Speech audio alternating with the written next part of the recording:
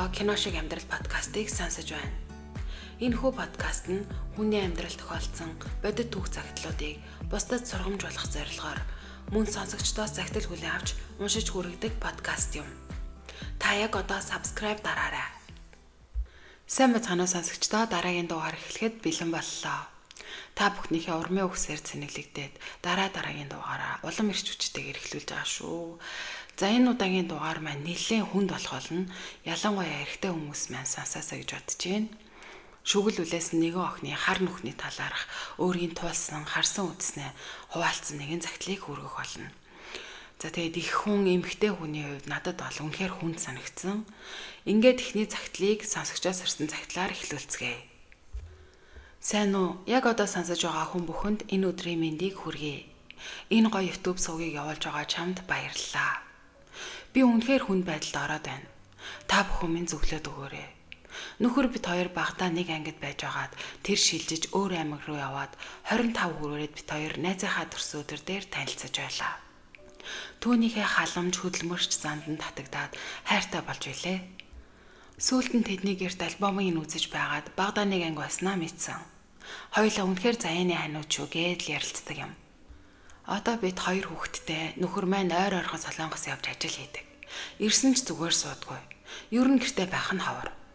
Тэр үед би санаандгүй нэг залуутай танилцсан юм. Санаандгүй жишээ үндсэндээ бол хүргэлтээр бараа зарж байсан залуу юм. Тэр залууг хэлвэл ихэнх хүмүүс таних баха. Надаас нилээд хэддүү. Эхнэр нь ялах охинтой. Надад бараагаа хүргэж өгсний маргааш нь хай гэд над руу бичлээ. Би ч нэг юм санаанд орсонгүй барааныхаа тухай асуух гэж байгаа юм бах та гэж бодоод хариу бичсэн. Гэтэл урдаас мазарсаар байгаад би чадалдаг боллоо. Хаа нэг уулзаж кофе уун. Эхэндээ надаас 500 мянга зээлээд буцаагаад тэр өдрөө 600 мянга болгож өглөө. Би ч санаа зовоод илүү мөнгө хэрэггүй гэд 100 мянгаыг нь буцаагаад шилжүүлсэн. Нэг удаа бид хамт шоудлаа. Түүнийг зарим хүмүүс таниад байдаг болохоор нэг газрын VIP өрөөнд ууж суулаа. Тэр намайг оролдож янз бүр болохгүй байгаа нь яагаад ч юм түүнд татагдах хэвлэл байсан. Маргааш нь надаас 3 сая төгрөг зээлээч нэг хоноод өгье гэхээр нь би шилжүүлж эхлэв. Гэтэл үнэхээр л өг хугацаанд 3 сая 300 мянган төгрөгийг надад ч хэлээгүй миний данс руу шилжүүлсэн байсан. Би ч санаа зовоод буцаагаад 300 мянгагийн шилжүүлсэн. Бид чаталж хаяа уцаар ярьж би ч түүнд улам татагдаж байсан юм. Аль аль нь гэр бүлдээж би зүгээр л хэсэг гин жаргалтай байж өөрийгөө эмэгтэй хүн гэдгийг мэдрэх гээд бараг л нисч байлаа. Хөлдмөн хий ороод өөртөө анхаарал тавьж хоёр хүүхэдтэй ч анхаарахгүй өөрийгөө яагаад байгааг ч ойлгохгүй байсан үе. Энэ хооронд түүний надаас зээлэх мөнгөний тоо нэмэгдэж тэр хэрээрээ яг л хэлсэн цагтаа буцааж өгдөг байв. Би ч сүулдэ хүү авахгүй зүгээр зээлээд буцаагаад өгч байж гэж хэллээ. Нөхөр маань нэг удаа чи хинд ингэж мөнгө шилжүүлээд буцааж аваад байгаа юм бэ гэж асуулаа. Тэгэхээр нь сайн найзынхаа нэрийг хэлээд найз залуугийн данс гэж итгүүлсэн. Сая хэдхэн хоногийн өмнө нөхөр Солонгос руу нисэх өдрийг хоног тоолон байж нөхрөө явуулаад хоёр хүүхдээ ээж дээрээ орхиод нөгөө дурлалт залуутайгаа уулзаж ууж ирээд буудалд орж бусдын хийдгийг л хийсэн. Тэр надад үнэхээр хайртай, чимэн сайхан, үзэгсэлэнтэй гэх мэт уянгийн хайлыг ёстой нэг үзүүлж намайг уйрааж байлаа.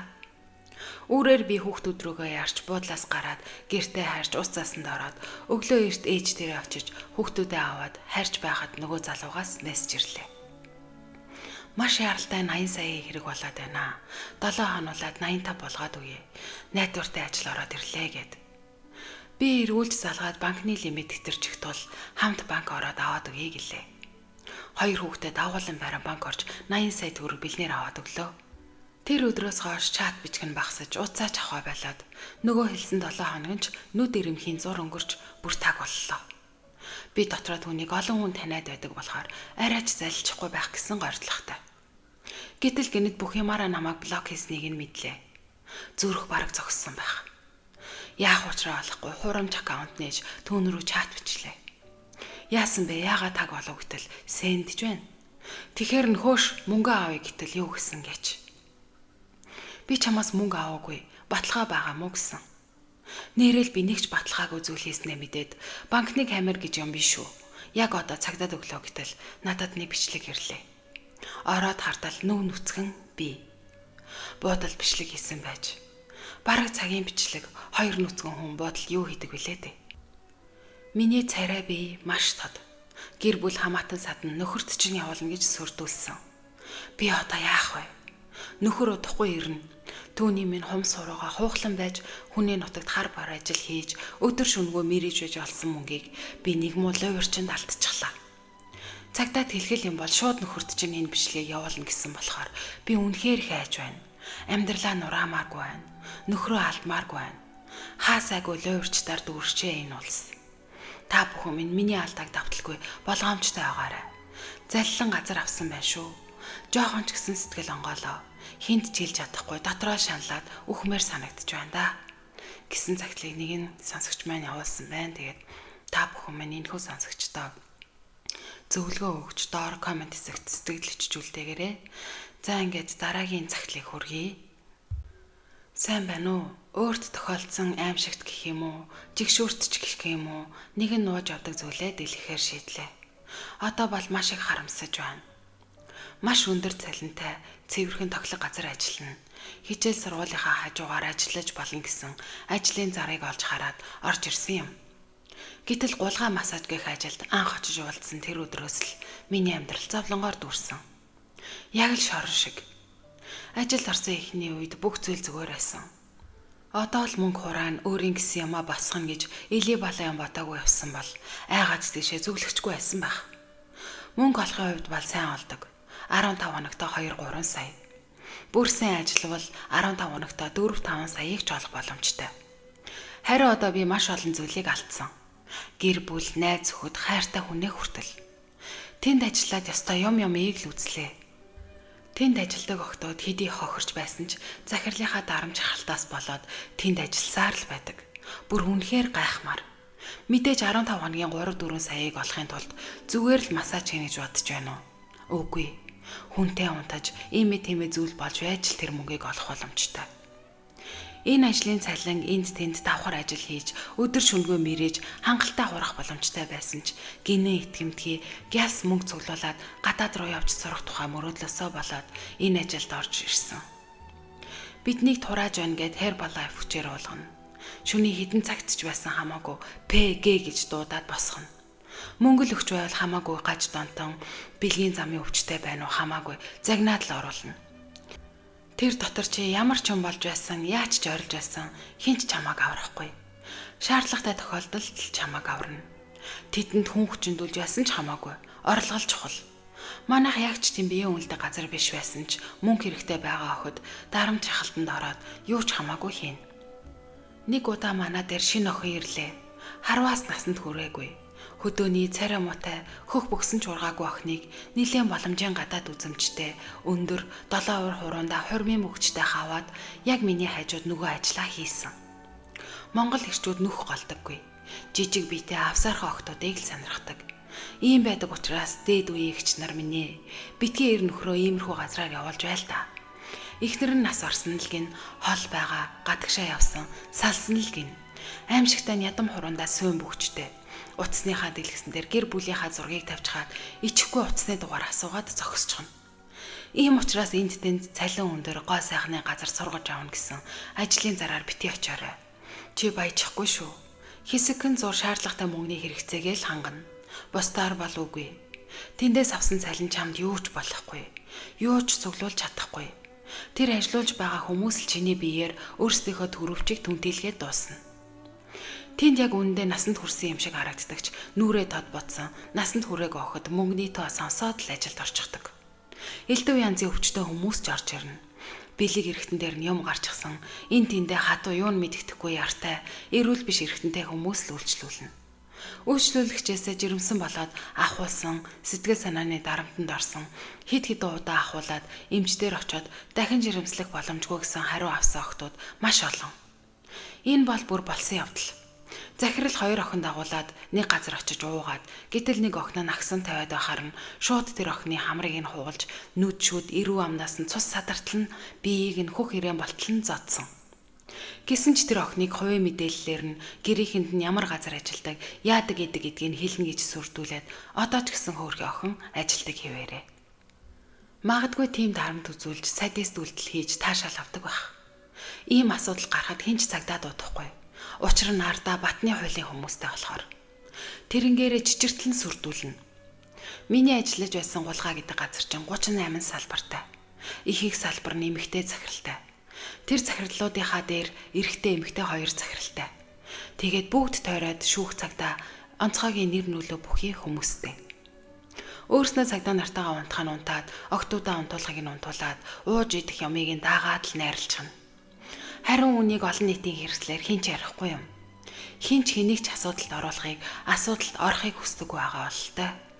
Тэнд ажилтдаг охтуудаасаа Univision, Box Sound, цагаан хэрэглэл, альчуур тооцоглохын, тогтчуултын тавилгынхаа мөнгийг суутгал гэж авдаг. 17 настай охин хүчндүүлэх үед тухайн өдөр ресепшн хийж байсан өөр нэг охин нь өрөвдөд хүчнэсэн хүнээс нь хэрүүл хийж байгаад сэтгэл санааны хохирол, эмнэлэгт үзүүлэх эм тарианы төлбөр гээд 500 мянган төгрөг аваад өгсөн ч захирал эмэгтэй нь наад охин ч дуртайдаа хийсэн байгаа. Яхаараа мөнгө өгд ингэж хэлээд буцаагаад мөнгийг авч байсан. Үннийг хэлэхэд мэдээний сайт ирээд биеэ үнэлэлт явагддггүй гэж асуудаг. Манайх ерөөсөө тийм зүйл байхгүй. Тийм зүйл хизээч гарахгүй. Бид нэр ажилтаа хамгаална гэж хэлдэгч харин ч хүчндүүлэл сэтгэл санааны хохирол гэж мөнгө орж ирэхийг нь хүлээгээд авах гээд баярлаад байж байдаг. Үйлчлүүлсэн хүмүүсийн ихнэрүүд нь хардаж сэрцэндээ хараал чатга хийлгэж ажиллаж байгаа охтуудад тэр нь бодог учраас энэ ажлын хаалгаар анх орж ирсэн л бол ямар ч юм хийсэн тэр охинд муу зүйл тохиолдож ямар ч юм хийсэн бүтдэггүй.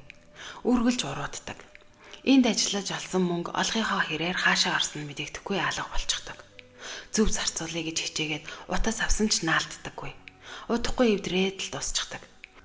Ажиллаж байгаа охтууд сургууль сурахын хажуугаар нэг өндрөөд бүтэн 24 цагаар ажиллах ёстой байдаг учраас ажлын өдрөө хичээлдээ явж зарцуулсан цагийнхаа нормыг биелүүлэхийн тулд амралтын өдрөөч ирж ажилладаг.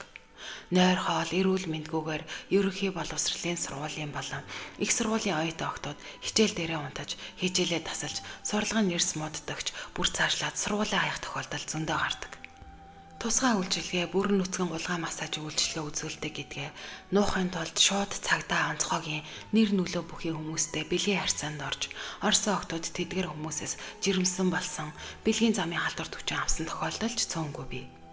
Мөн тэдгэр хүмүүс нь олуулаар нийлжгээд биднийг хин яаж чадахгүйгээд охтуудад агсам тавьж, зодож нүдэж, 4-5 тавуулаа нийлж нэг охиныг ээлжилж хүчнэдэж байсан тохиолдолч гарч байсан. Түүнээс хойш тэр охин ямар ч сурагч хамаагүй алга болсон. Бүр утасны дугаар Facebook нь ч орсроогүй алга болсон. Тэр охиныг амьд байгаа гэж юусоо бодохгүй байгаа. Маш их санаа зовж байна. Салбарынхаа утасны дугаарыг ажиллаж байгаа охтуудынхаа нэр дээр авдаг. Дараа нь өөрсдөө ямар нэгэн асуудалд орохгүй тул ч үү. Зар дээр тавиад байршуулангууд залгаж байгаа хүмүүстэй манай хаман сексидийг тусгай үйлчлэгээ үзүүлдэг, дотор нь тавиулдаг гэж хэлээд авчирдагч хурц ирэнгүүт нь манайх тэм зүйл огт байхгүй.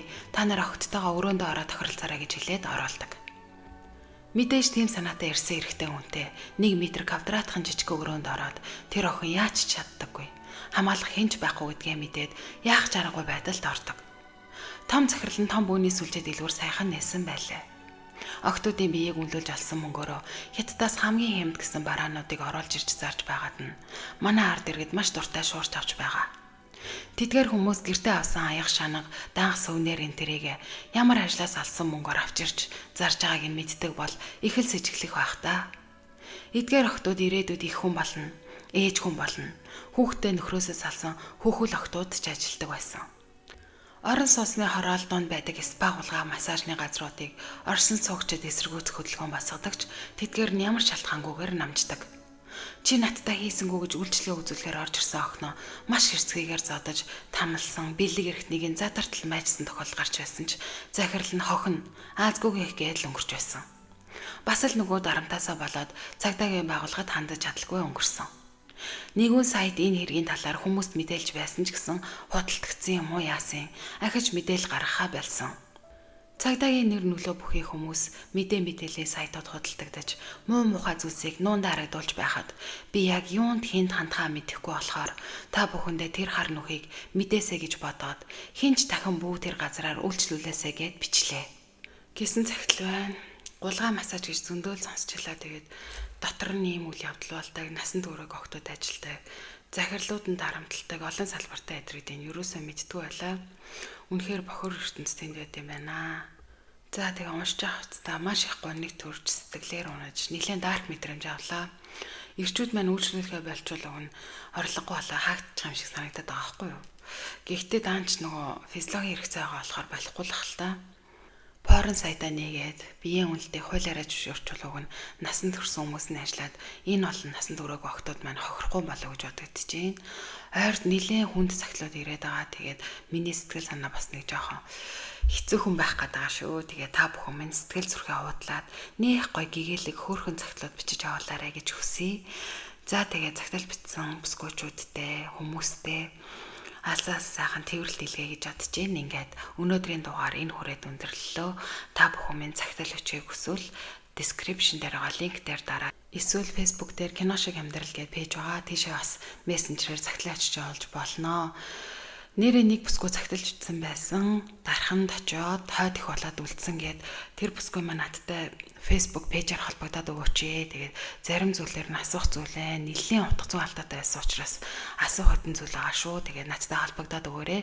За ингээ өнөөдрийн дугаар маань энэ хүрээд өндөрлөө. Дараагийн дугаар хүртэл баяртай.